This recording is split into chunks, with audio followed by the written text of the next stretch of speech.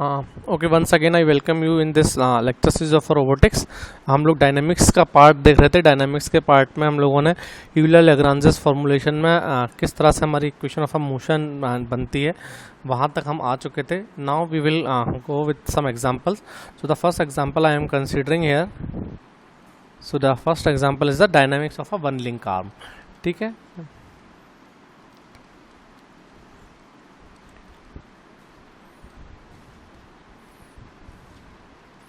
One link arm की dynamics की हम बात कर रहे हैं।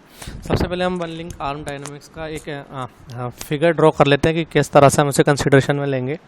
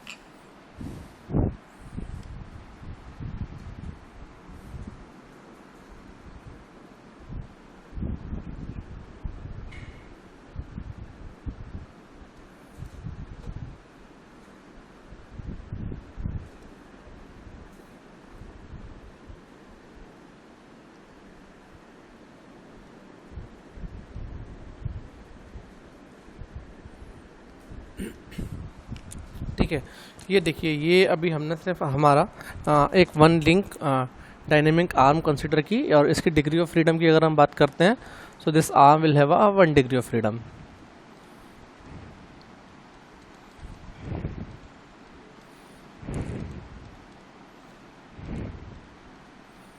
इस आर्म के पास में सिर्फ 1 डिग्री ऑफ फ्रीडम है। अब हम यहाँ इसकी जो डायनेमिक इक्वेशन ऑफ मोशन रहेगी उसे यूलर लैग्रांजेस फॉर्मूलेशन की मदद से निकालने की कोशिश करते हैं। ठीक है, यहाँ पर फिगर में हम अगर देखेंगे तो हमको दिखाई दे रहा है कि 2 कोऑर्डिनेट्स फ्रेम्स हैं। ठीक है, एक कोऑर्डिनेट फ्रेम हमारी क्या है, one coordinate frame is our x1 y1 and second is your x2 y2। So here the 2 coordinates frames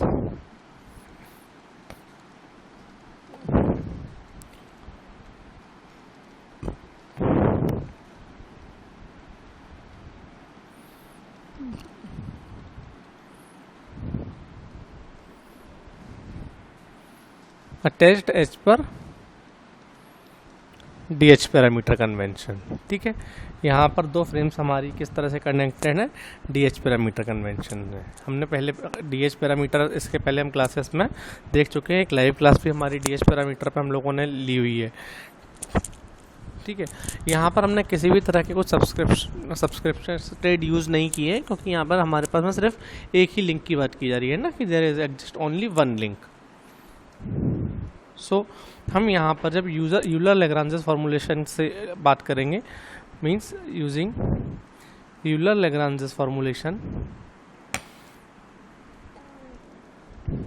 यहाँ पर जनरलाइज्ड कोऑर्डिनेट्स क्या होंगे आप देखिए। द जनरलाइज्ड कोऑर्डिनेट आप जानते हैं ना, कि वो कोऑर्डिनेट जिस कोऑर्डिनेट्स की मदद से हम उसे कंप्लीटली पूरा सिस्टम स्पेसिफाई कर सकते हैं।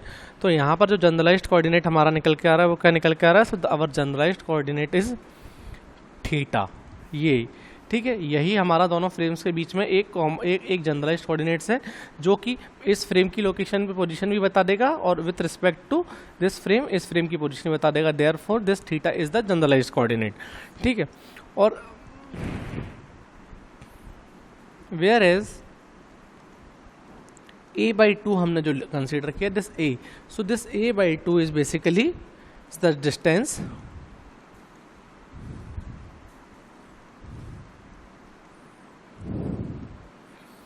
Of the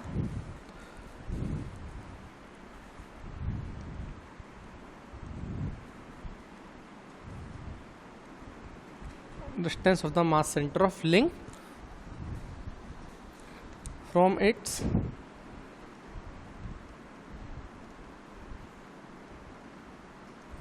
joint origin O. ठीक है, अब हम ये कंसीडर करते हैं कि इसका मास क्या है कि let us consider the mass of this body is m। Let us consider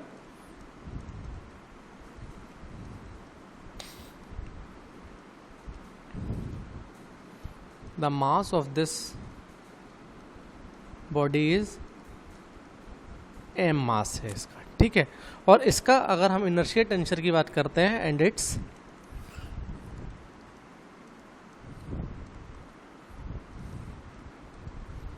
its inertia tensor about the mass center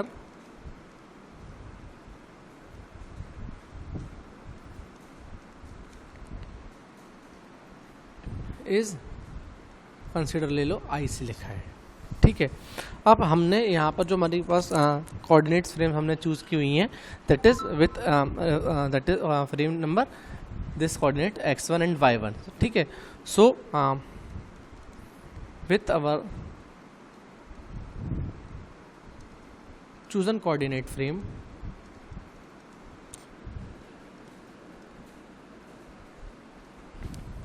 that is we are talking here about the fixed frame। क्या है वो हमारी x1 y1, इसे हमने fixed frame consider किया हुआ है। ठीक है, तो यहाँ पर हमें अब क्या डिटरमाइन करना पड़ेगा, हमें जैकोबियन डिटरमाइन करना पड़ेंगे।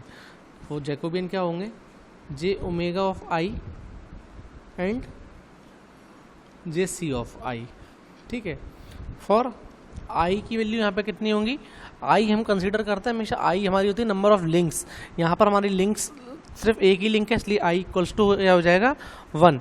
ठीक है, जब आई इक्वल्स टू 1 हो जाएगा तो जे ओमेगा आई आपने इसके पहले मैट्रिक्स जो लिखी थी बहुत सारी जगह पे, तो उसके हिसाब से अगर आप देखेंगे तो हमारे को जे ओमेगा 1 की वैल्यू क्या मिलेगी, जे ओमेगा 1 मिलेगा हमें 0 0 1 ट्रांसपोज।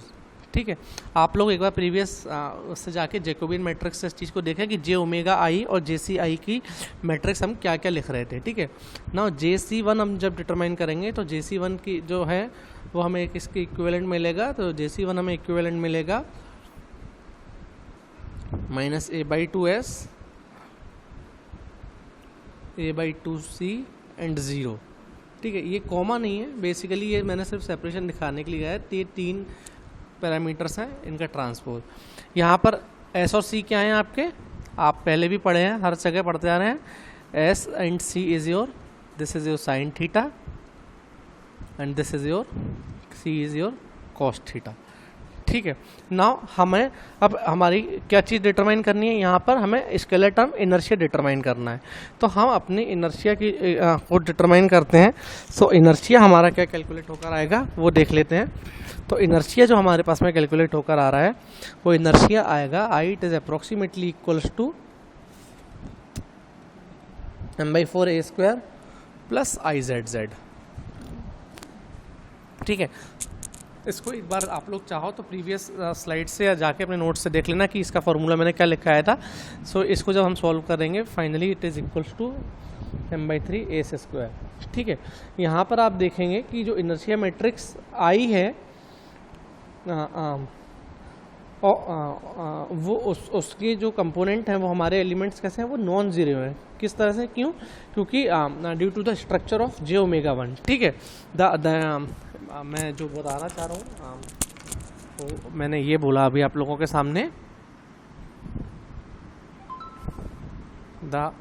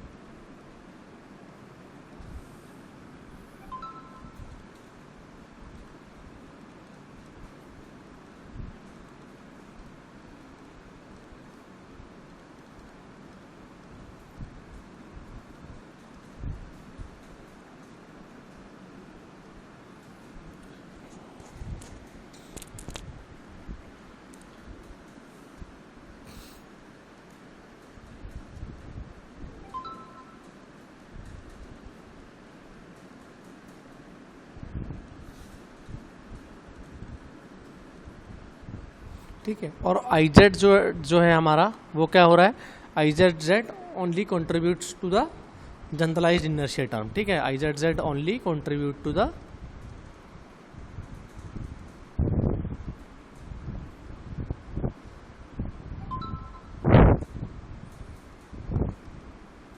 जनरलाइज्ड इनर्शिया टर्म, ठीक है। तो यहाँ से हम जो हमने इसके पहले स्लाइड्स में अपनी इक्वेशंस देखी थी, ठीक है, क्या इक्वेशन थी हमारी, जो हमने इक्वेशन बनाई थी जिसमें हमने H निकाला था, हमने CI और CJ के निकाला था जो प्रीवियस स्लाइड्स में, अगर उसके हिसाब से हम यहाँ पे देखेंगे तो so the element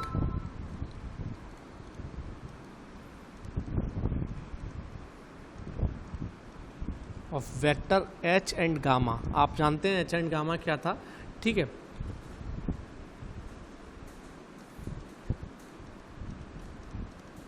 respectively like this, वो क्या बनेंगे, H इक्वल्स टू हमारा हो जाएगा 0 एंड गामा इक्वल्स टू हमारा आएगा -m G transpose J of C1 of 1, और इसको आप यहाँ से गामा को क्या लिख सकते हैं, this is equals to your A/2 mgs, ठीक है। S वही S मीन साइन थीटा, ठीक है। और G क्या है, here G is our G00 transpose, ठीक है। सो ये G बेसिकली है क्या कि this is the acceleration due to the gravity, ठीक है। So G it means basically the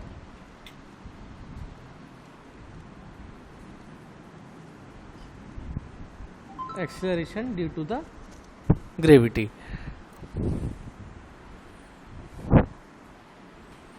ठीक है, along the positive x direction, along the positive x direction, ठीक है। तो इसके हिसाब से हम अपनी अगर इक्वेशन को लिखने की कोशिश करेंगे तो हमारी इक्वेशन क्या हो जाएगी, it is 1/3 ma² theta double dot plus m/2 mgas it is equals to tau, ठीक है। और हमने किस इक्वेशन को अभी यहाँ पे लिखने की कोशिश की है, जो हमारी इक्वेशन लास्ट टाइम बनी थी, that is I theta equals to, so इसके पीछे जो बेस इक्वेशन थी वो बेस इक्वेशन मैं आपको लिख देता हूँ। बेस इक्वेशन जो थी हमारी वो थी I into theta double dot plus H plus gamma equals to tau, ठीक है। तो इस बेस इक्वेशन में हमने जो पार्ट रिप्लेस करना था वो रिप्लेस कर दिया, और तो हमारे पास में ये इक्वेशन निकल के आई जो अभी आपके सामने है, ठीक है। यहाँ पर ध्यान देने की बात क्या है कि हम यहाँ पर एक सिंपल सिस्टम कंसिडर किए, एक वन लिंक आर्म की, ठीक है। तो यहाँ पर जब हमें मोशन की इक्वेशन निकालनी है तो ये जो हमारी इक्वेशन अभी हमने डिराइव की है, इस इक्वेशन को हम किस तरह से लिख सकते हैं कि ये इक्वेशन हमारी हो जाएगी, हम इसको जब equation of motion dynamics motion के रूप में लिखेंगे, so this becomes 1/2 m a/2 theta dot square plus 1/2 ma²/12 theta dot square, u equals to हमारा क्या हो जाएगा -m G a/2 into C। तो यहाँ से जो हमारी equation L equals to T minus U के हिसाब से हम क्या लिख सकते हैं, ये हमारे पास L is approximately equals to आ जाएगा ma²/6 theta dot square plus mg a/2 into C, ठीक है। अब अगर हम यहाँ पे सिर्फ जनरलाइज्ड कोऑर्डिनेट की टर्म में इसको लिखने की बात करते हैं, ठीक है। तो जो इक्वेशंस हमने प्रीवियस स्लाइड्स में देखी थी, ठीक है, इस वो इक्वेशन में आपको बता दूं, जो इक्वेशन थी हमारी, जिस इक्वेशन को हमने लिया था कि d/dt that is L equals to T minus U को जब हमने डिफरेंशिएट किया था d/dt del L by del q के हिसाब से, तो वहाँ उस हिसाब से भी हम अपनी इक्वेशन को यहाँ पे लिख सकते हैं, ठीक है। जैसे कि जो आपकी इक्वेशन थी वो इक्वेशन क्या थी हमारी, जो वन प्रीवियस इक्वेशन जिससे हम इसको लिखना चाह रहे हैं। So we have a one previous equation which we have read that L equals to T minus U. Then हमने जब इसका differentiation with respect to time and partial differentiation with respect to q किया हुआ था, तो हमारे पास में जो टर्म क्या बनी थी,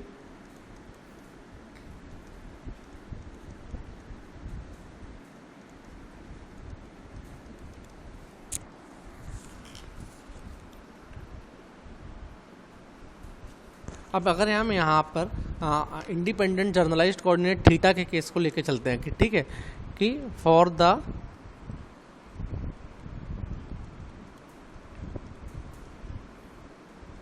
only independent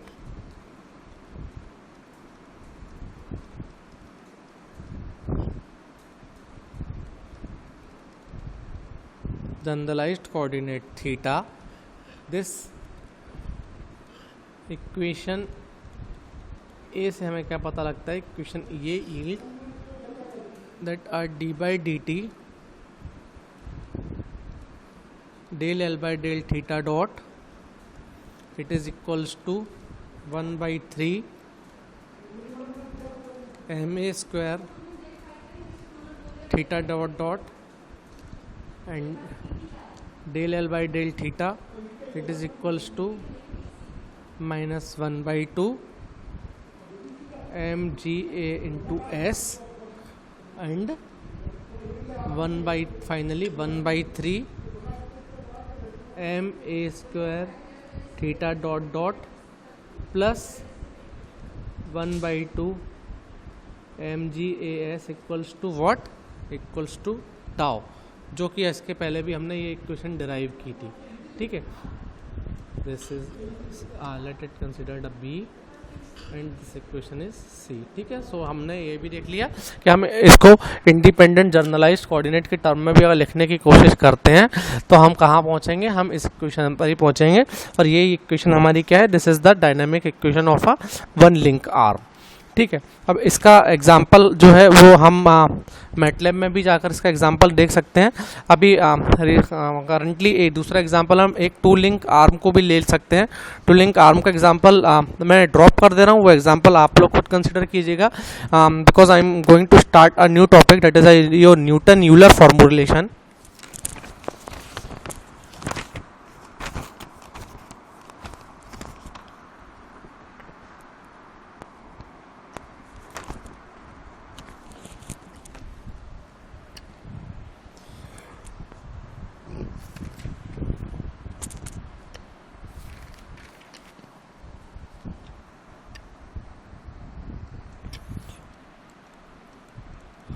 So here I am starting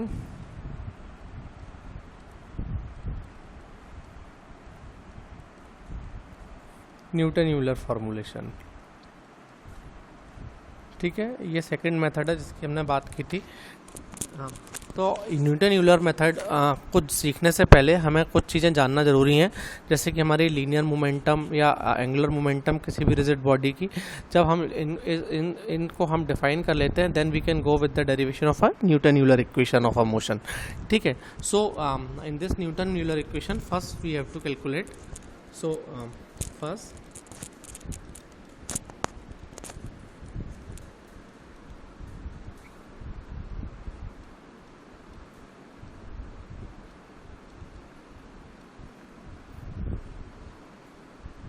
the linear and angular momenta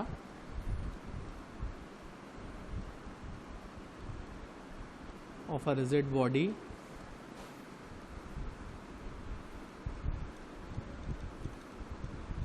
are defined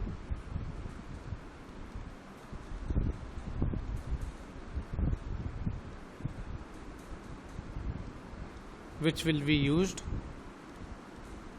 for the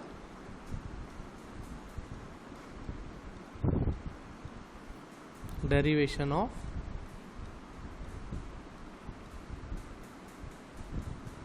Newton-Euler equation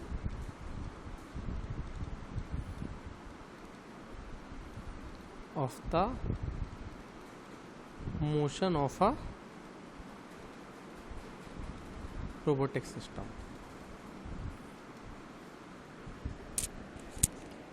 ठीक है, हाँ, सबसे पहले हम इसमें लीनियर मोमेंटम फिर डिफाइन कर लेते हैं कि लीनियर मोमेंटम क्या होता है।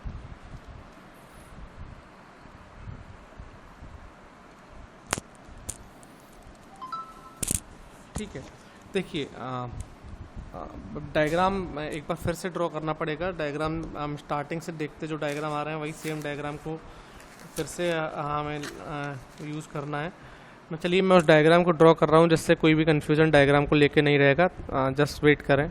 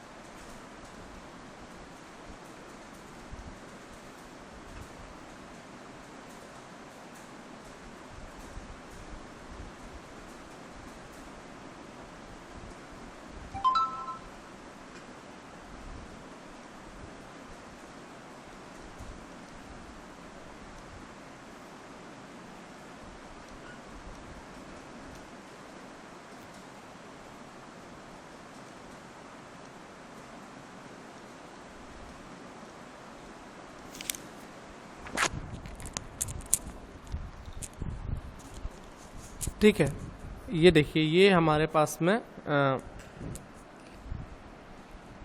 एक बॉडी बी है, जिस बॉडी बी को हमने इस तरह से एक फ्रेम में कंसीडर किया हुआ है। ठीक है, नाउ लीनियर मोमेंटम की बात करेंगे अगर हम of a mass element rho d v के केस के लिए। ठीक है, सो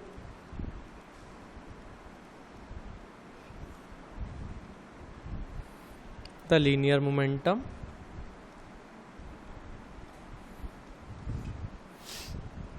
of a mass element rho DV, ठीक है, with respect to origin O।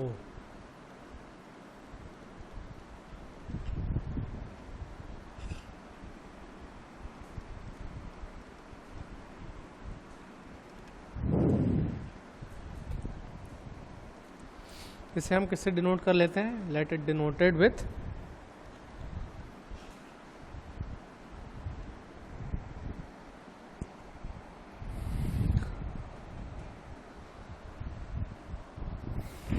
ये याद रखेंगे कि this M is different from mass. ये यहाँ पर हमने इसे मास से रिप्रेजेंटेशन नहीं किया हुआ है। ठीक है, आइदर हम इसको कैपिटल एम बना लेते हैं so that there is will be no confusion. ठीक है, तो यहाँ पे इसको हम डी एम को कैसे डिफाइन कर सकते हैं? So this d m is defined as d p by d t rho d v. ठीक है, और P यहाँ पर हमारा क्या है? P is the position vector of the mass element. यहाँ P है हमारा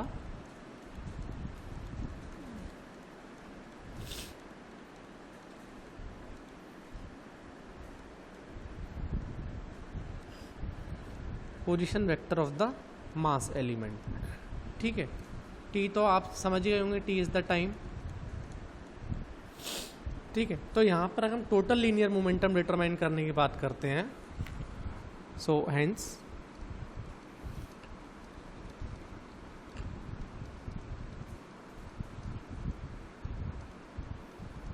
टोटल लीनियर मोमेंटम हम अगर बात कर रहे हैं of the material body B,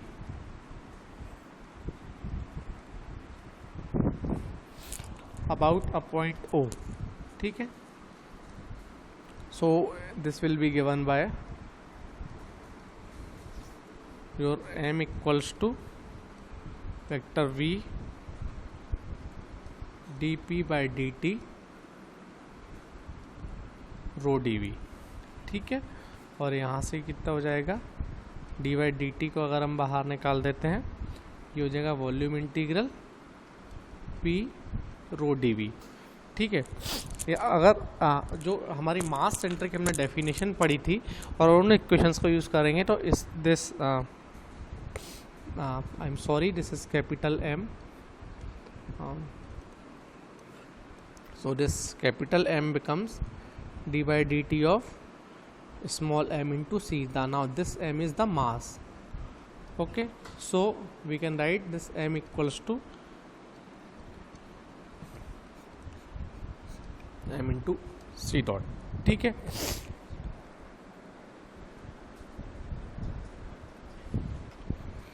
अब यहाँ पर आप जानते हैं कि इस इक्वेशन में कि टाइम डेरिवेटिव ऑफ मास का जो हमें मिलेगा वो क्या होगा, 0। ठीक है, क्यों? क्योंकि रिजिड बॉडी का डिफरेंशिएशन हम जब करेंगे तो it does not change with the time. ठीक है, so the time derivative of mass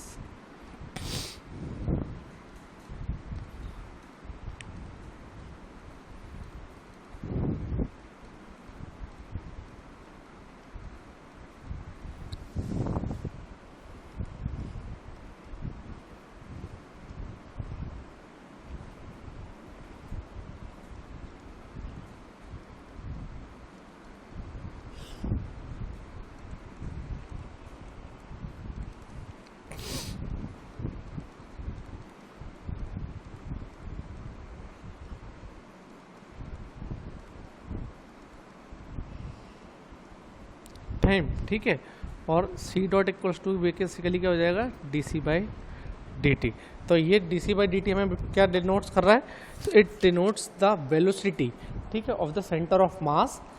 this dc मैं यहाँ से के बाद यहाँ लिख देता हूँ, स्लाइड चेंज करना नहीं चाह रहा हूँ। So this dc by dt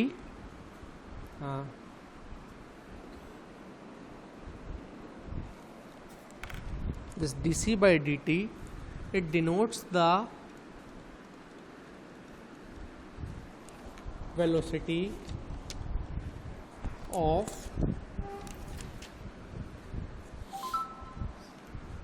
center of mass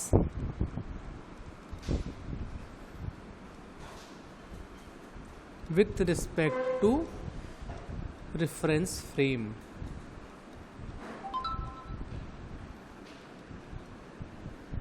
ठीक है, तो हम यहाँ पे आपकी जो इक्वेशन ये बनी थी, दिस इक्वेशन ए, तो this equation is the equation of a total linear momentum of a body. हाँ, ओके, ठीक है। सो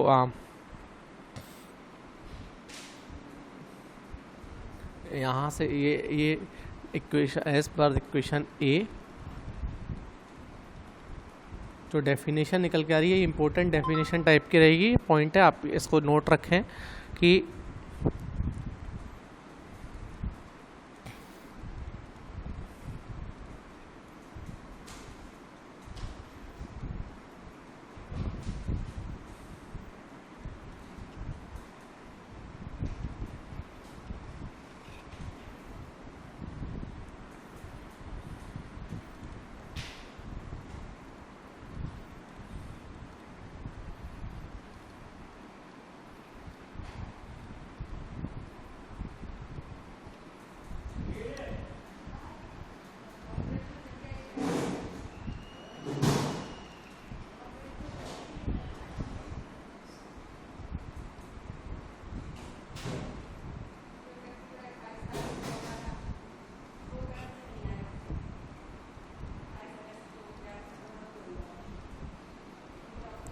ठीक है, it means the total linear momentum of any rigid body it is equals to the linear momentum of a point mass m which is located at the center of mass of body c. ठीक है, so this is how the linear momentum is defined. So then in the next part we will discuss the angular momentum. Okay, so we are discussing the angular momentum here.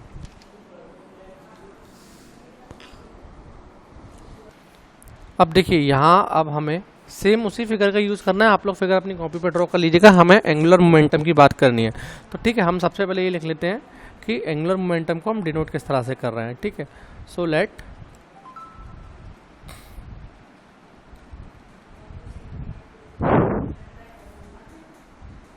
Angular momentum denoted bye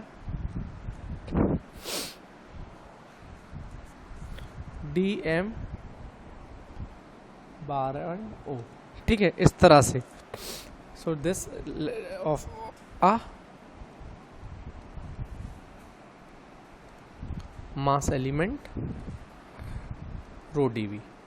ठीक है, कि रो DV मास का जो angular momentum है हमने उसे इस तरह से डिफाइन किया है, about a reference point O. Okay, that O is a reference point.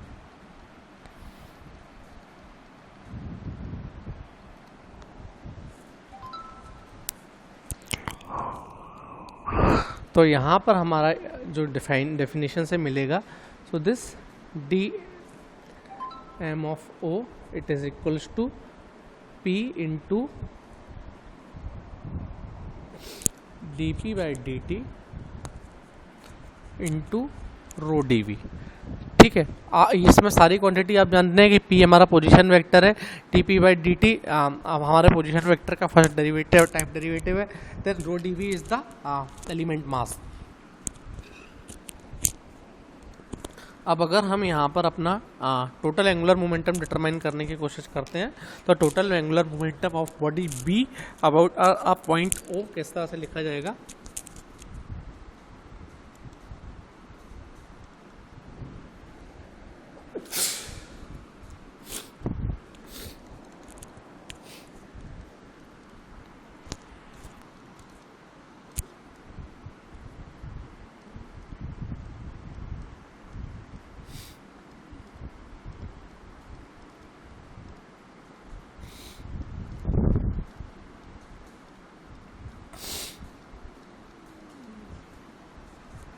It is given by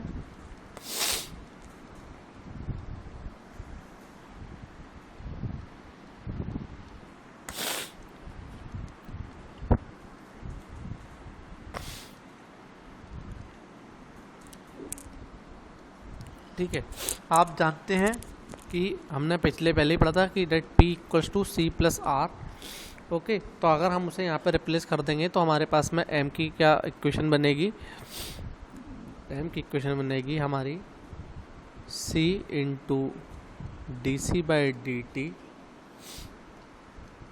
row d v plus integration v c into T R by d t rho d v plus integration v r into d c by d t rho d v plus integration r into d r by d t rho d v. ठीक है, ये हमारी इसकी equation बनेगी। Now जैसा कि हम जानते हैं, now as d r by d t आपका क्या बनता है, d r by d t is equals to your omega into T, your angular momentum into time, sorry the angular momentum, this is the angular and this is the angular part. Okay, what it is called that if the linear displacement, that is the angular displacement. Okay, so यहाँ पर अगर हम इसका replacement करते हैं, ठीक है, omega is the angular velocity, I was this is the angular velocity. तो अगर हम इसके हिसाब से देखते हैं तो जो हमारी इक्वेशन है m की, वो इक्वेशन कुछ इस तरह से रीअरेंज हो जाएगी. So this equation rearrange like this, c into C dot integration v rho d v plus c into omega into integration v r into rho d v plus integration v r into rho d v into C dot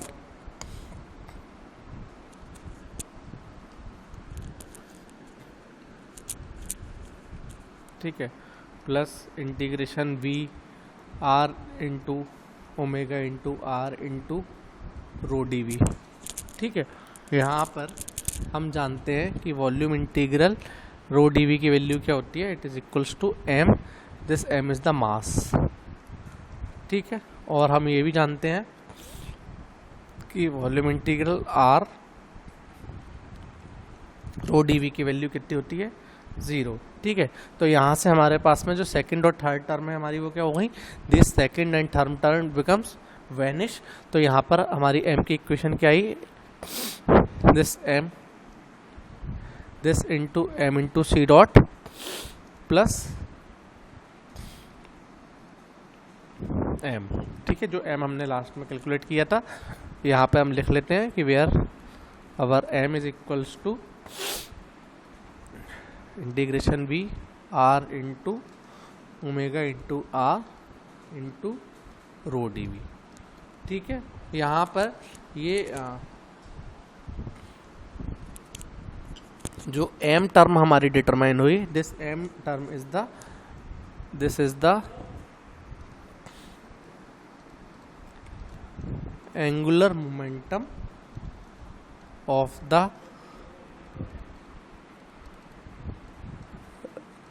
rigid body about its center of mass. ठीक है, अब अगर आप चाहें तो इसको इसका एक जनरलाइज्ड फॉर्म भी बना सकते हैं. ठीक है, जनरलाइज्ड फॉर्म में हम इसको जनरलाइज्ड इनर्शिया ऑफ मूवमेंट के टर्म में इसको लिख सकते हैं.